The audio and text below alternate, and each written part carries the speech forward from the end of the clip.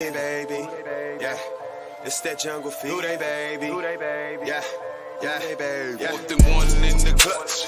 We don't give a what. Punch it in through the gut.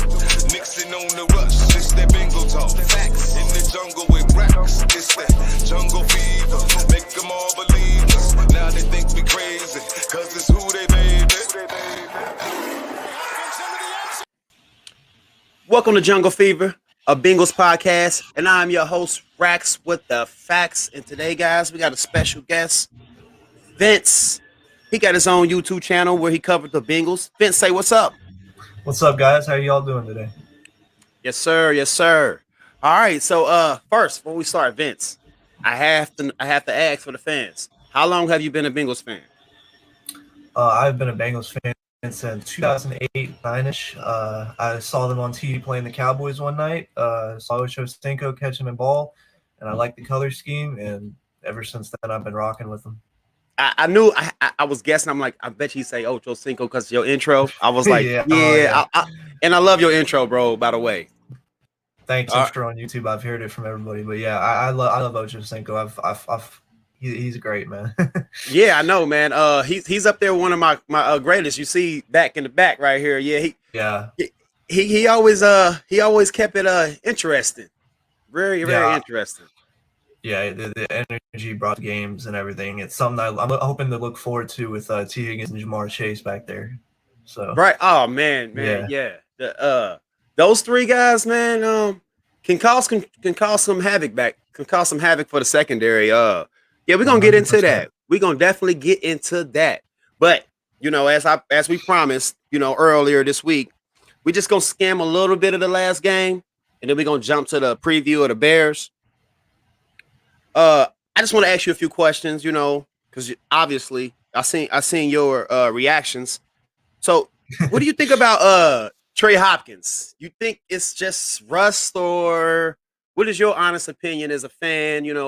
As who you are. So overall, I can't really say it's 100% rust. Obviously, it plays a factor because week one, everybody's shaking it off a little bit, but it takes a little bit to get going. But we have to keep in mind that he's coming off an ACL tear that he got in December, I believe. So yeah, when you factor that into it, he's also trying to figure out a way to get his footing right. And I think by week 4 or week 5, he'll be straight. And if he can't get it right by then we always have Trey Hill, who has had a great camp as well, to plop in there too. Right. Definitely. Definitely have the rookie Trey Hill. Okay, all right. My honest opinion, I like how good he was last year before he got hurt. Obviously, he was better than what he showed week 1. So, my honest opinion about it, I'm gonna give to everybody. I think, like he said it was technique. I think it's just rust because he didn't have that proper training camp like the other linemen. That proper. Let me say what would I say? Oh yeah, David Pollock love. Because they didn't have the training camp. They did it all virtual year, and this year inside most of it. So I know what you. Yeah, facts. I can definitely understand that. Facts. All right, keep it moving, because this is the Vikings game. So one more thing. So I was thinking to myself, I said, if Trey Hopkins didn't have that let go, and who was it? Drew Sample didn't have that. It would have limited to 3 sacks. I honestly say those 3 sacks is probably 2 sacks. Okay, all right. The running backs also gave up. Oh, P. Ryan. That's right. P. Ryan gave up 1. So one more thing. What you think about Burrow holding the ball too long? You think any of those sacks could have been on him? Obviously, if there's a couple that could have been on him, you could say, but overall, for the most part, it's mainly on the coaching staff for putting Drew Sample on Danielle Hunter. On any other guy, I wouldn't mind, but to put on a top 8 passer like that in Danielle Hunter, I think that was not the best move. But other than that, though, yeah, I think you can blame just maybe 1 or 2 plays on Burrow. But for the most part, every other sack was on the running back, or the tight end, or, of course, the O-line. Yeah. Okay. All right. So what is your overall thoughts about Jamar Chase? They were saying he couldn't catch in preseason. Then he goes out and get 5 catches for 101 yards and a touchdown. He made him look bad, didn't he? Oh yeah, 100%. He shut everybody up, but hey, people still try to find a way to hit. It's okay. We're gonna go out next week and shut them up again too. And then one more thing as we speak on the receivers. T. Higgins. So if he didn't go out with the dehydration, do you think he would have got over 100 yards? I don't know. I think Chase was just on a roll so much. He would have gotten at least 70 or 80 yards even, but I don't know. I think 100's pushing it a little bit. Okay. All right. So before we get out of this first game, what are your thoughts on Eli Apple? I hope Darius Phillips is ready because we're gonna need him. Yeah, man. I'm thinking to myself, I'm like, man, please. I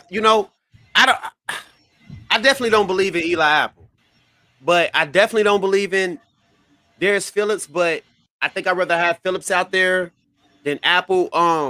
Phillips, I think he's a good cover guy. He just don't look at the ball. He just a straight cover guy. Like he don't care if it's an interception right there. He just put his hands up. Yeah, I can see what you mean with that there, but I think main reason though to me is I think they were trying to give Eli Apple more playing time as they had Darius Phillips as the starting kick returner. Right. So I think that was plays that want to give Darius Phillips as much rest as possible, get him ready to go. But in my honest opinion, I think with what Eli Apple showed that game, he had a really rough drive, but other than that, he actually did decently. But he was still bad. There's no denying he was still very bad. But yeah. I definitely think that you want to get Darius Phillips out there Sunday if he's healthy.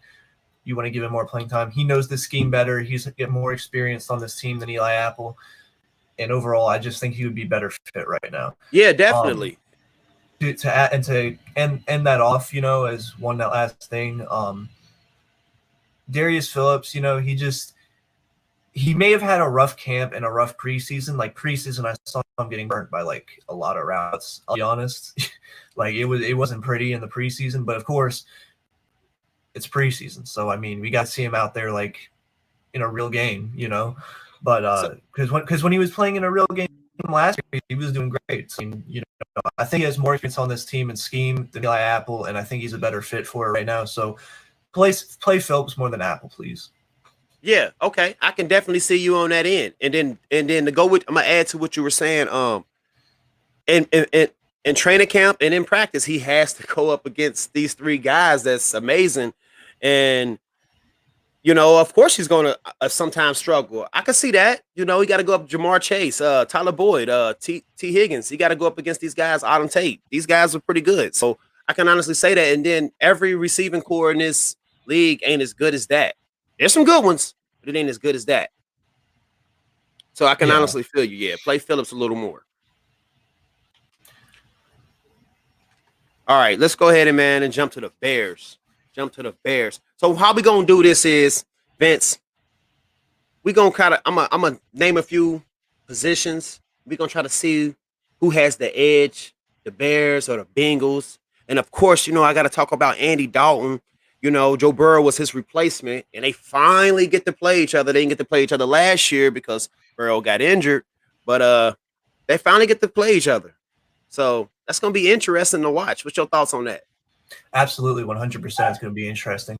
But I will say, I think Dalton already used his revenge game card against us last year. So I don't think it's going to be this same Dalton from last year you'll see this time around. Faxx. I think Joe Burrow is going to outplay him.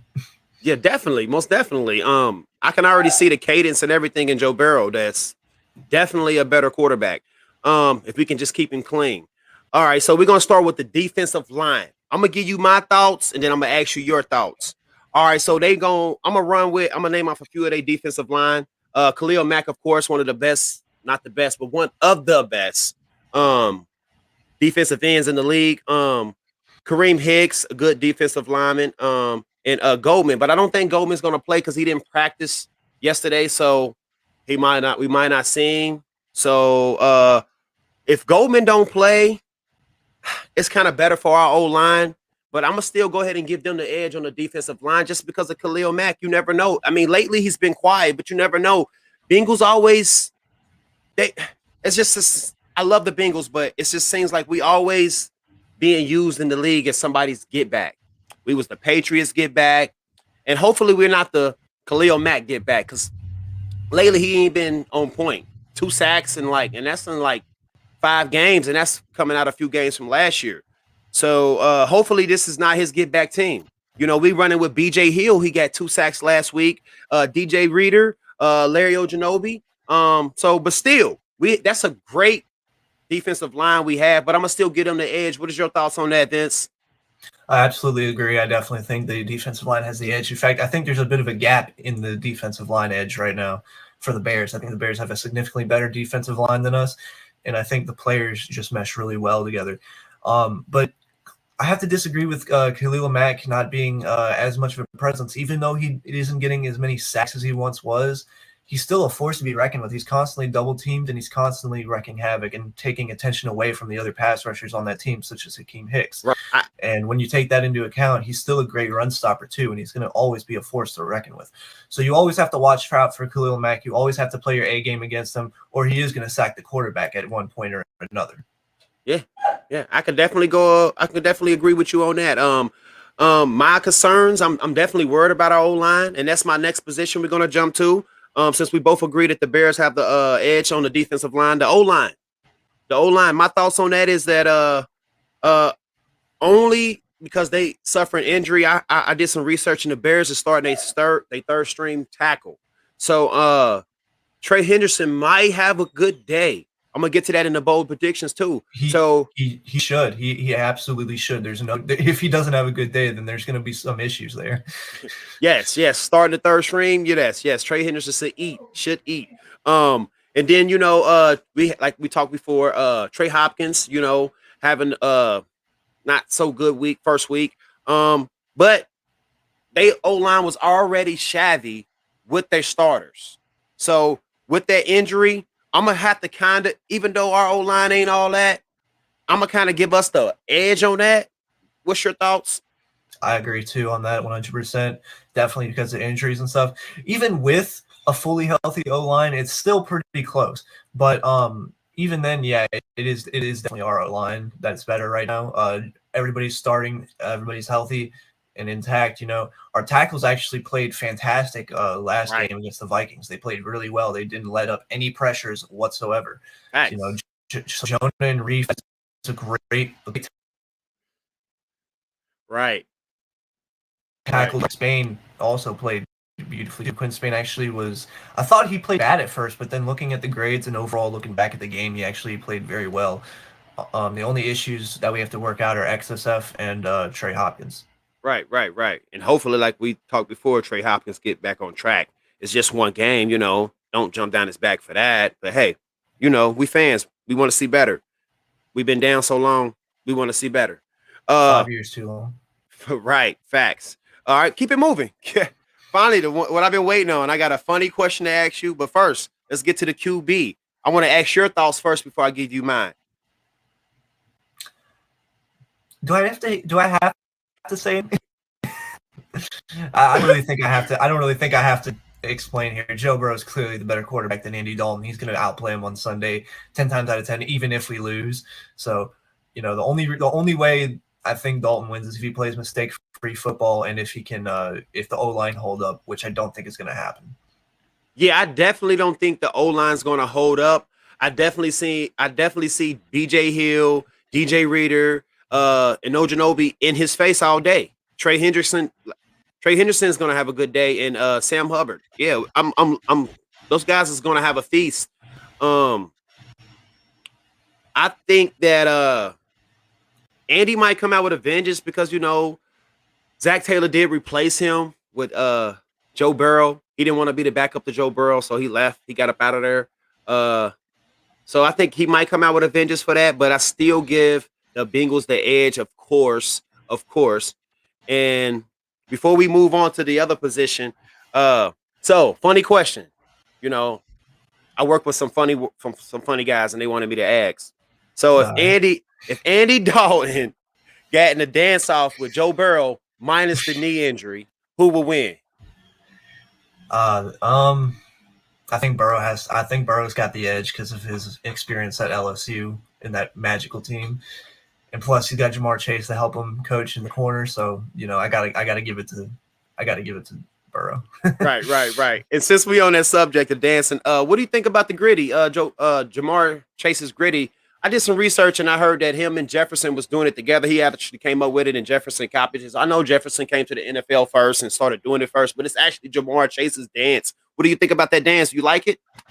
Oh, of course I like it. But to clarify that up, both Jefferson and Chase were doing it in college. They were both doing it. They were Right. They were both doing it. It's just Jefferson got drafted first, so he brought it to the NFL first. That's the only difference there. But Chase, the original creator now of it, he's here and he's doing it all over the fields. And I think you're gonna see a lot more of it. I think it's gonna help bring. I think it seems very minor, but I think some moves like that, some signature moves, just add to the identity of this team, and it's gonna help bring the energy up even more. Okay. I like that. I like that from you, man. I like that. I like to hear that. All right, keeping it moving.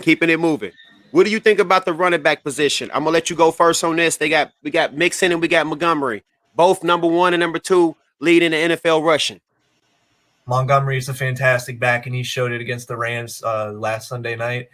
And he's gonna keep going to work. And I think he may have a few more yards than Dalvin Cook. But if you look at the way we held up against Dalvin Cook, then he arguably even though the Vikings line was also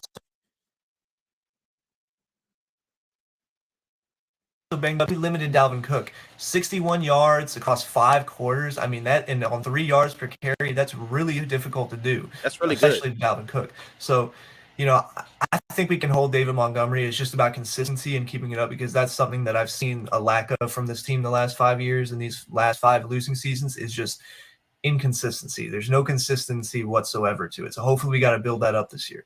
So if we want to stop Montgomery, we're going to have to do it with consistency like we did against Dalvin Cook. Joe Mixon should have a field day on this, not a field day. I greatly exaggerated there. Let me slow down. But he should have a good day still. I'm not expecting around 100 yards or anything too crazy, but I can see a touchdown or whatever, maybe around 80 yards. But you definitely look for Joe Mixon to have a decent day. Yeah. My thoughts on the running back. David Montgomery went to the same high school I did. No, we didn't go at the same time. I graduated before him. He came in a lot years after me, but Mount Healthy High. So, cahoots to him. It's always going to be love for him coming from the same high school. But today, David, I have to go with my guy Mixon, man. He is the leading rusher in the NFL right now for week 1. I know it's just week 1, and I think he continues, but I don't, like you said, I don't think it's 100 yards. I'm going to say, if I had to guess, I'm going to say Mixon have at least 75 yards rushing, maybe 1 touchdown, maybe 2. You know what I'm saying? Because our red zone presence, so my thoughts on that is definitely I'm going to go with the Bengals. I'm going to say Montgomery has about 60 to 70 yards, like around what Mixon has, because we do got a good run defense. They showed it in week 1, unless somehow magically he make us fold. But I just don't really see that. I believe in the Bengals defensive line. So I really think that we hold him down to about 60 to 70 yards. Yeah, and I want to add on to that real quick before you move on too. Is just, there's always that one big run that can just unfold and change the game, But yeah, I definitely can see Mixon having around 2 touchdowns because we have so many options from the red zone. And with a quarterback like Burrow able to make like so many good reads and stuff and just filter out the players and the decisions and stuff, you're definitely going to see some great red zone presence from Joe Mixon, I think. Yeah, most definitely. All right, so my next question is you, because we're going to keep it moving. So if they play, so say for instance, Andy Dalton do bad and we just doing him bad and they throw Justin Fields in. What are our chances look like with Justin Fields playing? Our chances definitely go down a bit, but I do think he's the guy who has no film on him and stuff. We can't let that distract us, and we can't let that change the outcome of the game. I think Justin Fields definitely gives them a better chance, but it's all gonna depend on how this offense does and how that defensive line will do against their offensive line. Because if our defensive line, if their defensive line is shredding through our offensive line and we're struggling to get the ball off against their horrible secondary, that we should get great deep balls thrown to. If we can't get that going as well, the game's gonna be a lot closer. And then if Justin Fields comes in, there's definitely a good chance that he can take over and win the game for them. Yeah, hopefully if they do throw him in, we up a couple of touchdowns. Yeah, because yeah. because okay, so historically, the Bengals ain't been good against rookie quarterbacks. Every time we play a rookie quarterback in the past 6 years, we lose. We lose. So I just hope he stays on the sideline. All right, You said keeping it last moving. 6 years, right? Yeah. Well, we got Joe Burrow, who's way more younger and he's got a lot more experience. So hopefully that changes. Yeah, we had Andy Dalton as our quarterback, right? So yeah, I can see what you're saying there. All right, keeping it moving. Are you worried about Khalil Mack with our offensive line? Oh, of course. I think any offensive line should be worried when Khalil Mack is on the field. I think if unless you're like the Browns offensive line or something, you will be very concerned about Khalil Mack. There's going to always Yeah. be that elite presence and scary strength that he has to him that's going to change the game in some sort of way sometimes. Okay. I can definitely see what you're saying with that because my opinion is because they're gonna move him around. They're gonna try to find our weakest link. And I'm telling you, man, I can almost guarantee you, man, they will try to line him up in the middle of this offensive line. I just see it. I can hear the commentators now saying, what the heck? Khalil Mack in the middle? Because they're gonna try to exploit our weaknesses. Yeah, that's definitely going to be an interesting point that you bring up. Definitely could see Khalil Mack lining up the middle and switching around the field a little bit. But one thing you got to remember also is Hakeem Hicks is up the middle as well. He's actually up the middle most of the time instead of the outside. So yeah, I definitely can see them keeping Khalil Mack on the outside still to distract from the tackles so that the interior line has more to work with Hakeem Hicks. But yeah, that's definitely a possibility, just running them up both the middle and stuff, just causing havoc and stuff, But yeah, if we're gonna I think the key to stopping this defensive line is going to be on the running backs and how well they block. They didn't block very well last week, so they have to step up their game this week. Yeah, definitely got to step their game up. Definitely because I think that the Bears, this is their season opener, man. That crowd is going to be very, very heavy. We got to make sure we got our snap cadence on. We got to make sure we good, man. I hope Zach Taylor as a head coach got us ready because sometimes Marvin Lewis didn't have us. We were going to games and it just felt like we wasn't ready, man. I'm like, hold on, man. We had like 2 weeks to practice for this. What the freaking what? Well, with my experience watching Marvin Lewis, I wouldn't say he didn't have us ready. It's just the ability. It was just the failed ability to make adjustments at halftime because we would go into games with great leads and stuff. We looked pretty decent. We looked like we were challenging them.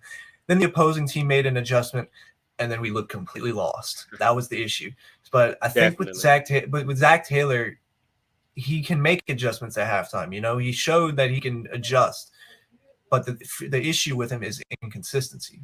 He makes great play calls one game against like the Steelers with Ryan Finley at quarterback, and then he makes horrible calls like against the Colts when he had like a 20-point lead and he blew it. Yeah. So I mean, it's going to be up to Zach Taylor to be consistent with his play calling, stay aggressive throughout, and also just let Joe Burrow call the plays in some instances. Yeah, most definitely. Let Joe Burrow play a big part in playing, making the play calling because, we also, Joe Burrow is such a stud. He's such a forward guy. We got to protect Joe Burrow from himself sometimes, just so we can keep that greatness because sometimes Joe Burrow, I think I don't know, man. I just want him to be healthy. And I think our chances of winning this game, dramatically increases with Joe Burrow on the field. So I just want him to stay healthy, and I just want our offensive line to get better and protect him. And Joe Burrow, if you had right, I'm so used to Andy 9 years of that. Yeah. Joe Burrow, if you can I don't care if you get the penalty for throwing it out of bounds, just don't get hit, man. Just don't take no major hit. And I know sometimes you can't help it because of the old line. So yeah. So Vince, I want to ask you real quick, keeping it moving. What's your standout player? Two standout players. I don't care what position, whatever. Okay, so if we're going 2 standout players, I'm gonna have to pick one from the defense and one from the offense. So first, let's start with the offense. I think it's going to be Tyler Boyd is probably arguably being viewed as like the third receiver on this team right now, even though he has the most experience, got the most like, he's shown to be the most capable and be the leader on this team. He's got 2 1,000-yard seasons with backup quarterbacks at the helm, and he's overall a great receiver. I think he's going to be the X factor here, because we're going to have Jamar Chase and T. Higgins distracted in their cornerbacks and stuff, whatever cornerbacks they have. They released like almost all of them before the season started. Right. But T. Higgins and Jamar Chase are going to be the primary focuses up deep and stuff, which I think you're going to definitely hit up top. But I think if you're going to look for those usual 10-yard plays and stuff to keep the chains moving and keep the going downfield and even get a couple touchdowns, you're going to need to go look into Tyler Boyd. Tyler Boyd's going to be the X factor. Mr. Reliable. Yes, of course. Now, as the defense is concerned, it's got to be Trey Hendrickson, 100%. He's going to be playing against a backup tackle probably, and it's going to be up to him to cause havoc and make Dalton uncomfortable back there, or any quarterback that starts back there uncomfortable. Because he's going to be the one who's going to disrupt it. He's going to make throws off balance. He's going to get to the quarterback. And he has to. He's going to be the X factor on defense that helps Cheeto, Bates, Bell, Logan Wilson, Davis Gaither, Pratt, whoever's out there play just much better. Okay.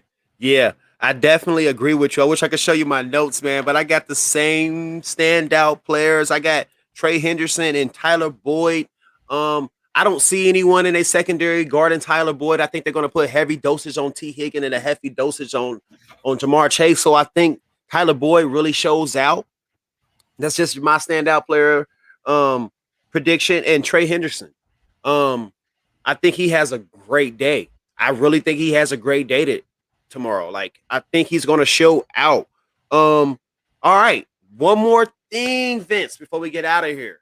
What is your prediction? Well, 2 more things. First, what is your prediction? Well, first off, I want to also discuss the cornerback room because I think that's something that we overlooked too before you asked this. All right. So Chidobe Awuzie, he had a great game, and he played Justin Jefferson, Adam Thielen. So to read off some stats that I remember off the top of my head to you, Chidobe Awuzie, when targeted, when he was guarding Justin Jefferson or Adam Thielen, he was thrown to 10 times, allowed 5 receptions, 49 yards, under 50 yards receiving. That's great. And Kirk Cousins had a quarterback rating of only 64 when throwing to him. So Cheeto has established himself as a great cornerback one, I think, and now he's going up against Allen Robinson and Darnell Mooney. I will say I think Darnell Mooney is largely overrated by a majority of Bears fans. I think he's being way too hyped about a stutter step against Jalen Ramsey that he didn't even catch. So I think the potential is there for Mooney, but right now I don't think he's that threat right now.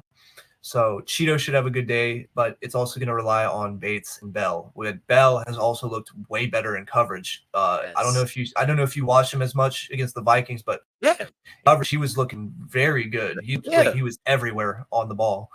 He hit so hard, man. He hit 100%. So hard. One thing I want to also add, I think losing Ricardo Allen this week is going to hurt a little bit because he gave a little bit of he gave a little bit off of Bates' shoulders, if that makes sense. Ricardo Allen is mainly a coverage safety, and Bates when Ricardo Allen is out there, Bates doesn't have to play both sides of the field and look at both sides, which was what made him so elite last season because he was able to do that so well, which is why he was also targeted so much probably too. Yeah, they moved into 5 different positions last week. Yeah, so throwing Ricardo Allen in there, out of there now, it definitely changes a little bit. It's going to have to make Bates work a lot more, but I think Von Bell's going to help with his upgraded coverage. As far as the Bears go, I believe they only have like one good corner. I forget his name, but it's basically him and then nobodies. They cut Desmond Trufant. They traded Kyle Fuller to the Broncos. I don't know why I don't know why they cut Desmond Trufant. Wow. I don't know. It made 0 sense to me. But yeah, the Bears basically entered the season with almost no cornerbacks whatsoever. And Eddie Jackson, even against the Rams last week, everybody was saying he's going to get back to his usual self. It was just an off year last year. I just saw more of the same. He looks washed. He doesn't look the same. And I don't see him being the same anymore. That same player. Yeah. I definitely was watching footage, and the Rams definitely took advantage of their secondary. And I think that Zach Taylor coming from that same origin, he should be able to dial up some of those same plays to take advantage of it. But they could have corrected it. I don't know, but I heard it's a lot of going on over in Chicago, man. A lot of the people don't like their coach, and they say his play calling is pretty bad, but we get the same thing here with Zach Taylor. So who knows? My prediction. No, I need your prediction. Yeah. So I think this is a game where we have to dominate and we have to show our presence and get ready for Pittsburgh next week after this. So I think we're gonna put this on the pedal. I think we're gonna air out with Joe Burrow. I think he's gonna throw 30 times this game, but I think Joe Mixon's gonna get a fair share to limit him a little bit still, right, and to keep him warranted and keep him upright and help the offensive line make their job easier. So I think we're gonna win about 31-13 here, or 14. I don't see the Bears scoring more than 15 points here against us. Our defense just looked so electric. I think Lou Anarumo's finally got his guys in place. I think he's got the right scheme for the right players, and I think he's actually showing out. I think that's a common theme with this team. Everybody like different players and other issues going on that just prevented everybody from having their full potential release. Like he didn't have Joe Burrow, he didn't have any of the guys in place that he wanted, and sprinkle on a few injuries here and there, and that basically mixed up for a 2-14 season. Following year, there's still veteran players there, but injuries scattered the entire team. Injuries were the biggest factor. I think you could argue the injury was the second worst behind the 49ers, if not the worst in the league. Our injury bug was ridiculous last year, and it was a big factor, and I just remember screaming about it every week. Yeah, so, definitely. Definitely. Yeah, I definitely think we're going to put the pedal to the metal here. I think we're going to win double digits, 31-13, book it. Okay. All right. So I'm going to give you my thoughts and predictions. So first, I'm going to say my prediction. I'm going to tell you why. My prediction is going to be 28-14. And I think 14 points come in the fourth quarter. I think we steamroll these guys on through. I think we carry the momentum from the last game. I think our only problem will be their fans being loud. I don't think it would be no problem from the Bears.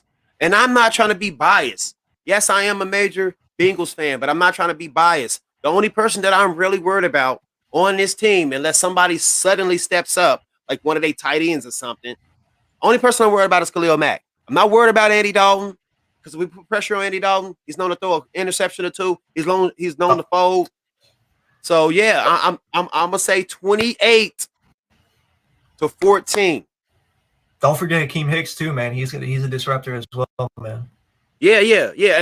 I can't forget about Kareem Hicks. Yeah, you're definitely right. And I guess you can throw in David Montgomery too. But also to add to the fans thing, I think the loudest they're gonna get is gonna try and boo Dalton off in the start fields. Yeah, definitely. Definitely, we're definitely gonna see that. You know what I'm saying? And I feel bad for Andy. I think, this is just my opinion. I think he was better if he should just stayed Burrow's sidekick. I mean, come on, man. He ain't gonna do that. But yeah, I have all the respect for Dalton. He's done so much for the city of Cincinnati, and he's arguably statistically wise our franchise's best quarterback of all time. Yeah. He holds a lot of records right now. Oh yeah, 100%. So I have all the respect for Dalton. There's no bad blood or hard feelings between me and him. Besides some bad play over the last fight overall, it was just a lack of consistency and just the team dwindling down through the years. So, I love Dalton. I hope you game, but so at the end of the day, that's what's probably going to happen to me. Yeah, the red rifle got to go down tomorrow. All right, last question, Vincent. We're going to get up out of here first. Last question. I need a bold prediction. I'm going to tell you my bold prediction first, and then we're going to hear yours. All right, so my bold prediction would be Trey Henderson gets 4 sacks and at least 8 QB hits. And Tyler Boyd will have 3 touchdowns and 150 yards receiving. And that's got to be a bold prediction. Go ahead. What you think? A bold prediction. There's a lot of things that could go our way or whatever, but I think for a bold prediction, I think one that really has to go out is Sam Hubbard. Also disrupts the team, and I think he gets 2 sacks on the day. A lot because I didn't see much of Hubbard last week. I think he's got to live up to that contract, so I think he's going to do it here against the Bears. And I also think Chidobe Awuzie has a great day. I think he has 2 interceptions. And I also think T. Higgins leads the team in the receiving. Not Jamar Chase, not Tyler Boyd. Even though I think Tyler Boyd's going to be the X factor, I think T. Higgins leads the day because of deep balls, and I think he has over 100 yards receiving and a touchdown. All right, I like those bold predictions. Man. And I appreciate you coming out, to talk to me, Vince. I really, really appreciate it. And I'm definitely going to get you back course. in here. I'm definitely going to get you back in here. And tell everybody where they can find you, man. All right, on Twitter, if you want to find me, my @ is QSmartReviewer. It's a horrible @ but you know, whatever. I've made it back in 2016. It's mainly my unfiltered side. I make a lot of points on there. I make a lot of tweets. I tweet a lot about Bengals a lot. And yeah, if you want to find me there, that's good. My YouTube is a weird font. My channel name is just Vince, but you know, the font might not let it pop up. So if you want to find my channel, just look up Joe Burrow versus Carson Palmer, and you know, it should pop up easily there. Oh, I seen that, and I will make sure I follow that. I already follow one of them. Hey, and Vince, if you want to come back on before I hit you up, let me know, man. Let me know, and you always welcome to come on, and we can discuss whatever you want to discuss, man. I mean, small things, you know, whatever. Just let me know. You can come back, man. And before we get out of here, Vince, you know what I need? I need a who day, baby. Who day? All right, y'all. Appreciate everybody. We out. Much